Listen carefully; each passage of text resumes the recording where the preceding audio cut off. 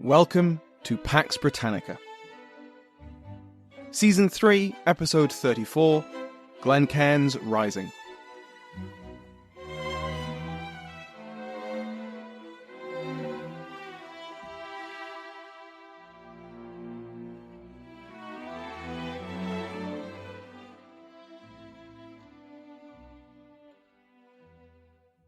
Welcome back to Pax Britannica. I'm your host, Dr. Samuel Hume. Before we begin, I'd like to welcome the new members of the House of Lords. Joshua Brett, the Marquess of Devonshire, David Crowther, Earl of Shetland, Earl Ben and Countess Rhonda, Barry Murphy, Earl of Evesham, Earl Stupid, Henry, Baron Kirkpatrick, Lewis, Baron Haywood Hopkins, Baron Widham, Kieran, Baron Marriott, Philip, Baron Massey, and David, Baron Davis. If you want to join their ranks and listen to the podcast ad-free, go to patreon.com/PaxBritannica. Last time in the narrative, we covered the early months of the occupation of Scotland. In the wake of the Third Civil War and Prince Charles's escape from Worcester, the new model army had, more or less, taken control of Scotland. The last fortresses fell to the English, and the army settled into an occupation which would last until the Scots were fully and willingly integrated into the new Commonwealth. Or until that Commonwealth fell. One or the other. Leading figures in Scottish politics, none more so than the Marquis of Argyll, Archibald Campbell, were brought into the fold by hook or by crook. The urban centres of the lowlands, Edinburgh, Glasgow, Ayr, Dundee, and the Venice of the northeast, Aberdeen, were occupied, and castles and fortifications were built to project military power across the nation. But as we saw, the reach of the English was not universal, and the preoccupation of the occupation with individuals like Argyll led the English to overlook the other potential leaders of rebellion. So it's time to introduce Glencairn, of rising fame. William Cunningham, the 9th Earl of Glencairn and the chief of Clan Cunningham, has been in the background of this podcast for a long time. He was, like the Marquis of Montrose, one of the Royalist Covenanters, a group of Scots who had sworn the Covenant and fought in the Bishops' Wars, but had opposed sending an army into England to assist Parliament in the First Civil War. 5 years later, he had been an engager, like the Duke of Hamilton, and for his troubles he was targeted in the Act of Classes. Glencairn was not the leader of the rebellion from the start. Others like Glengarry were more influential in its early stages, but as we will cover today, he will become a leading figure, the leading figure, of resistance to the English occupation. The rising which takes his name was like the man himself, prioritising royalism and the support of the king ahead of religious questions. The lesson learned by many from the disaster of Dunbar, rightly or wrongly, was that the Kirk Party's insistence on religious purity had cost Scotland the war. Glencairn and his allies believed that only by placing loyalty to the king's cause above all else could Scotland be united and the English expelled. For the English, gaining the support of the Scottish population was essential for maintaining the occupation, especially in its early years. Because although the Royalist armies had been defeated and the lowlands of Scotland were more or less controlled, that didn't mean that Scotland was peaceful. In fact, it was anything but. Moss troopers, deserters and survivors of the many Scottish armies over the previous years, were still actively fighting the English occupation in the borders and in the Highlands. Despite English occupation, these regions were still restless. What was initially banditry gradually escalated into a full-on guerrilla insurgency, all the while helped by a sympathetic population. Getting information about rebel activities from locals was like getting blood out of a stone, while the rebels themselves were constantly informed about English troop movements. Horses and supplies were regularly stolen by locals and given to the rebels, and disgruntled Scots were a constant source of new recruits for the resistance. We touched on some of the causes for unrest in the last episode. Besides the obvious resentment of foreign occupation and opposition to the religious independence or support for the old Stuart line, a central factor was much more practical: money. Francis Dow, in his seminal work on Cromwellian Scotland, highlights the English policy of sequestration as a key factor in the growing unrest. This was the policy of seizing, sequestrating the estates of Royalists who had not deserted the cause of the Stuarts before the Battle of Dunbar in September 1650. These lands would then be leased out, with the rents going towards the reparations for Scottish invasions in the Second and Third Civil Wars. Even before the true extent of the insurrection had become clear, there were those in Scotland who advised the authorities in London that the fear of these confiscations was driving moderate Royalists away from the English occupation. The Scottish commissioners urged London to simply name specific Royalists who would have their estates seized, rather than leaving it vague and making every Royalist a potential target. Parliament took the suggestion on board and debated doing so, but in the meantime, the sequestrations carried on. As Dow puts it, quote, "It is clear, however, that the results of Parliament's interim policy on sequestrations were sufficiently severe to endanger the hold of the English army over Scotland, for it was the material hardship caused by the confiscations or sequestration of their estates which drove many of the nobility and gentry to join in the Royalist uprising of 1653-54. The rising had its origins in the Highlands. Throughout the rebellion, the bulk of its soldiers were clansmen and tenants of Highlander lords, and the inconsistent English occupation of the Highlands and the rough terrain of the region allowed the rising to grow and gave the rebels safe bases to withdraw to. But the leadership of this Highland rebellion understood that it couldn't remain a Highland rebellion if it was to succeed. They'd need the lowlands to join them in a way they hadn't during Montrose's year of victories. Once the rising went public, their declarations insisted that the rebels posed no threat to the religious, social, or economic traditions of the lowlands. They only fought for the king, and that was a cause that many could support. We left off last time in December 1652. This happened to coincide with the transfer of Richard Dean and John Lambert out of Scotland, and the elevation of Robert Lilburne to the temporary commander of the army in Scotland. We talked a little bit about him last time, mostly to say that he hated his job, and it's easy to see why. He took over just before Glencairn's rising stopped being just the criminal acts of separate bands of Highlanders and became Glencairn's rising, a full-on Royalist rebellion. Just weeks after taking command, Lilburne found his forces reduced, losing 2,500 men from his 15,000 infantry, and smaller reductions from the cavalry, dragoons, and artillery regiments. The war with the Dutch, why Dean had been transferred in the first place, was a much greater priority for Whitehall than a few bandits far away in the Scottish Highlands. Compared to a global naval power like the Netherlands, just a few short miles away across the North Sea, with ties to the Stuart dynasty and its fearsome financial strength, what were a few rambunctious Scots who hadn't got with the programme? This mindset dogged Lilburne's government, even after the rising had become a united Royalist effort. All through 1653, as the rising grew in strength, Lilburne would write south complaining that his army's pay was in arrears, that they were low on food, on ammunition, on new recruits to make up for those killed or injured in raids, and skirmishes and isolated murders. Many had fallen sick from malnutrition, or from being forced to sleep in the open. Lilburne was also limited in how much he could guard the coasts, from Dutch attack, of course, but more importantly for him, to catch smugglers bringing supplies and reinforcements to the Royalists. He only had 3 ships to patrol the east coast of Scotland, and he needed at least 2 more to do it properly. But even more than soldiers, the ships of the state's navy were destined for the war with the Dutch. Whitehall's prioritising of the Dutch war was the most important reason for this lack of attention, but tied into that was Lilburne's lack of political relevance. He had no strong allies on the Council of State, or particularly powerful friends in the Rump Parliament, and so his letters were too easy to ignore, especially when they had to compete with the state's navy for attention.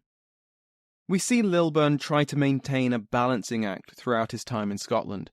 His letters to London had to persuade the government that the rebellion in Scotland was a serious threat and needed to be taken seriously, that he needed more men, more money, more guns to put it down, but he couldn't make it seem too dangerous or out of control, because then the government might wonder why he was there, They might take issue with Lilburn's approach.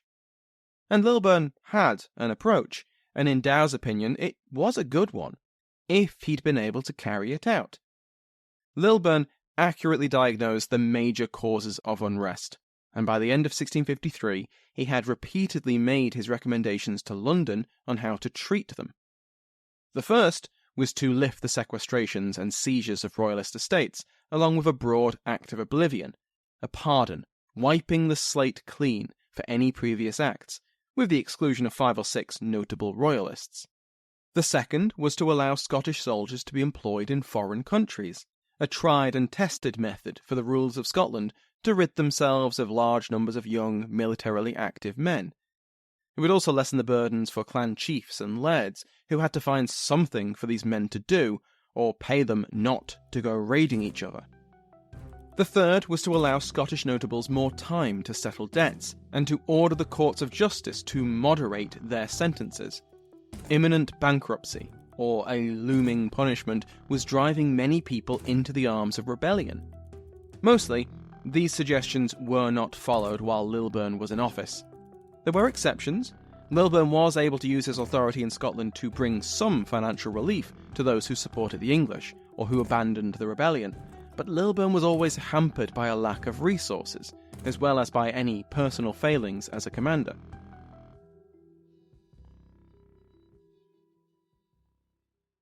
So, let's actually start talking about the Rising. The first signs that the disorder in the Highlands was part of a politically motivated conspiracy came in January 1653. On the 22nd, the governor of Ayr sent word to Lilburn of a gathering in the Highlands, headed by Glencairn. He knew about it because some of Ayrshire's elites had attended it. This report was soon followed by one from Inverness 2 days later, which informed Lilburn that Glencairn had hosted another meeting of local clans, apparently to help mend a feud between two of them, but which had instead met to discuss strategy for an upcoming rebellion. The meeting broke up with most chiefs unwilling to fully commit to any rebellion, but Glencairn was able to get agreement for a flying column of 2,000 men to be recruited. The report also added that, in the author's judgment, what support there was for a rebellion was driven by financial hardship. February's bad news was capped off by the report of a messenger from the exiled king landing in Fife and escaping into the Highlands before he could be captured. It was an ominous sign. What message had he been carrying, and who was it intended for? Though these were troubling events, March was a much better month for the occupation.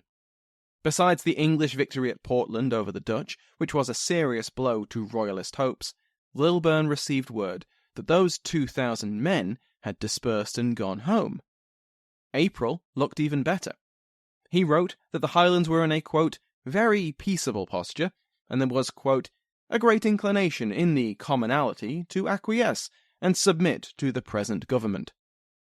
There was still violence in the Highlands, of course, it was the Highlands, but Lilburn decided that the skirmishes, raids and murders were purely defensive on the Royalist part.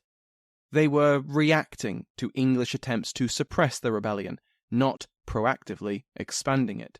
Lilburn also had the assurances of the occupation's most powerful ally, the Marquis of Argyll, that he was doing everything he could to keep the peace in his territory, and was using his influence to keep the violence from spreading. Lilburn did not trust these promises, but at the moment all he could do was hope that the effort spent winning Argyll over would pay off. The great Highland chief could act as a counterweight to Glencairn if he could be trusted. In the judgment of Dow, Argyll was a useful convert to the Cromwellian regime, and this is not a flattering judgment. For the Marquis, this was a purely pragmatic alignment. His cause, the Covenanting cause, had been defeated. His country had been invaded and occupied by the exact sort of English schismatics he had feared. His own patrimony, his place in Scottish politics, his position in society, and the Presbyterian Kirk could still be preserved through collaboration with the English. There were other, more material concerns too. After more than a decade of revolution and civil war, after spending several fortunes, and after Alistair MacColla stole, destroyed, or killed anything and anyone tied to a Campbell, the immensely wealthy Highland chief was burdened with debt. Throughout the Cromwellian occupation, Argyll would negotiate with the English authorities in Scotland and England for financial relief. For example, during the Rising, Argyll urged Lilburne to give him and his tenants a suspension on the cess. His real hope was that the government would take his debts off his hands. He would chase this hope for the rest of his life. Anyway, despite Argyll's assurances and Lilburne's hopes, the unrest continued to spread. The Highlanders were not, in fact, passively reacting to English suppression, and as spring turned to summer, the political and military position of the rebels improved. In May, June, and July 1653, there were multiple meetings of Highland elites, and each time, more of them declared their support for the Stuarts. This coincided with a firming up of their military organisation and an escalation in their attacks. There were still weaknesses in the Royalist coalition, though. Many of the elites still hedged their bets, waiting for foreign intervention before throwing themselves fully into the cause. And of course, Highland politics were still Highland politics. More than once, the Royalists gained the support of a chief or laird, only to lose that of his rivals. So here we are, in the summer of 1653, and about 16 minutes into an episode called Glencairn's Rising, so it's time to bring the man himself front and centre. In March, the court in exile had received a letter from the Earl of Glencairn. In this letter, he informed his king he was willing to join the rebellion, and, in the absence of Lieutenant General Middleton, he would be willing to lead it as an interim commander. Well, this sounded great to Charles, and so the court resurrected the idea of the previous winter, to commission several leading men of the Highlands as a council of war, and allow them to elect an interim leader until Middleton could arrive personally. Middleton himself was either convinced of this necessity or unable to veto it this time, and the commissions were sent out, with 4 new additions, including the Earl of Glencairn. These men were authorised to elect their commander. Charles put his finger on the scales, though, and he very helpfully suggested that they should pick Glencairn. And spookily enough, who did the Royalists elect but Glencairn? Yet Charles, tireless advocate of free and fair elections that he was still concerned that the council might make the wrong choice. So in addition to his commission adding him to the council, Glencairn also received a commission making him the interim commander, overriding any alternate decision the council might make. The exiled king did warn the Earl not to reveal this document unless he needed to, otherwise it might, make a mockery of the election and the authority of the council. Glencairn would keep this trump card close at hand because he would need it. Because the divisions within Highland politics didn't go away just because a single leader had been chosen. In fact, Glencairn's assumption of power made some of these divisions worse. Before the Rising had been a loose coalition. Not everyone agreed with Glengarry's decisions, but they didn't need to. If they wanted to kill some English soldiers, they could just do that while it remained a decentralised insurgency. But once Glencairn became overall commander and tried to make overall commands, many Highland elites chafed at his authority.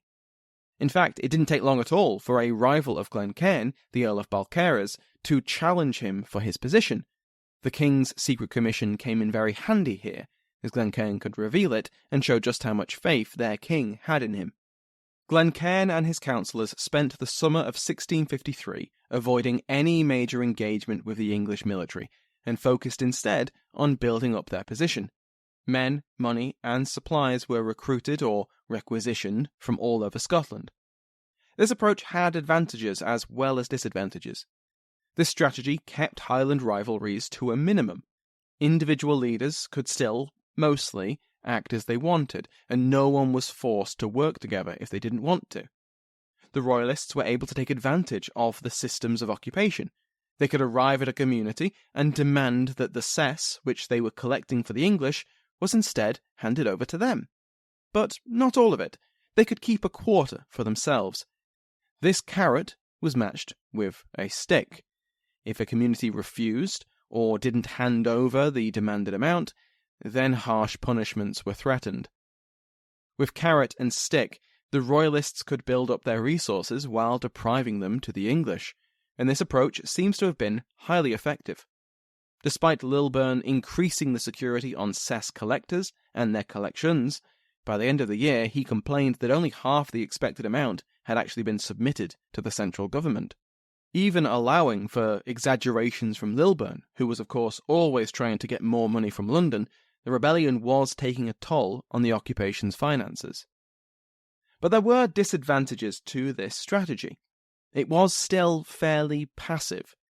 The overriding belief among the Royalists was that they should gather their strength while they waited for the arrival of their true commander, Middleton, if not the king himself. Everything that the Royalists heard from the continent confirmed the belief that one or the other were due to set sail imminently. So, the rebels on the ground held off, saving their resources for when it would really matter. But there was nothing imminent about Middleton's arrival, and this allowed the best season for campaigning, especially with the English distracted by the Dutch, to be lost. But the Royalists were gathering strength. Throughout summer, English reports noted how many lowland Scots, young men of military age, were disappearing into the Highlands. After summer passed, and Middleton had not arrived, the Royalists began to use their new strength more energetically. Raids struck out of the hills, hitting towns and garrisons and patrols in the lowlands, and then retreating before a strong enough force could react. By the end of the year, Royalist commanders were confident enough, and their forces strong enough, to reach as far south as Dumfries and Galloway, even crossing the border into England in a raid on Carlisle. By this point, the rising had gone public, and English proclamations were matched by responses from Glencairn. For example, when Lilburne issued an order for all horses to be seized for use by Commonwealth soldiers, Glencairn made his own declaration, forbidding anyone south of the Firth of Forth from aiding the enemy, and threatening them with fire and sword if they did. Ordinary Scots were torn between two forces, both making demands and threatening violent punishment for disobedience. If this seems familiar to you, then you're not alone. There's more than a flavour of the contradictory demands we've seen levied on civilian populations during civil war.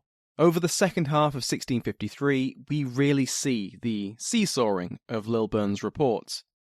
In September, he told London that the rebels were having no success against the true bases of English power, even if they were bleeding the occupation dry through ambushes and murders of isolated soldiers, or the seizure of the cess.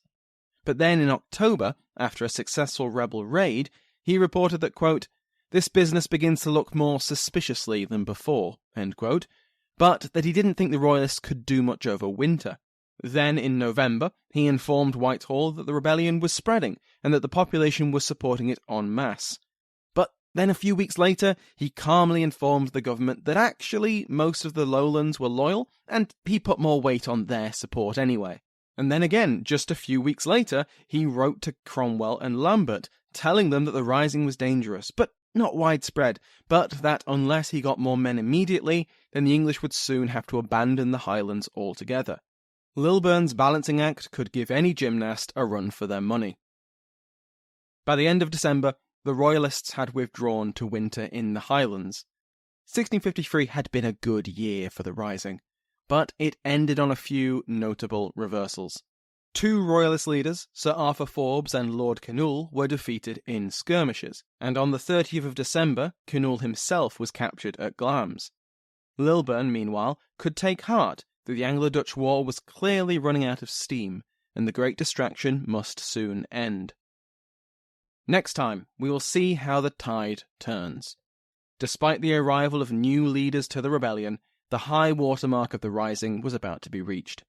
Down in London, the Rump Parliament and then the nominated Assembly had been swept into the dustbin of history, and Oliver Cromwell was now Lord Protector. Once the war at sea ends, Lilburne will finally get his wish, and George Monk will return to Scotland, with all the military and political power he needed to crush Glencairn's rising. Thank you for listening to Pax Britannica, and thank you to my House of Lords, particularly the King's favourites, Mike Sanders and Fernando Lopez Ojeda, the Duke of Hanson, Harold Hanson, the Marquis of Montague, Brandon Stansbury, and the Earl of Bradford, Richard Little. Go to patreon.com/Pax Britannica to join their ranks and listen to the podcast without ads. Remember that you can join the mailing list to get news about the show by going to the link in the description. For other great podcasts on the Airwave Network, check out airwavemedia.com. Thank you to Sounds Like an Earful for the interval music in today's episode, to my entire House of Lords, and to you for listening.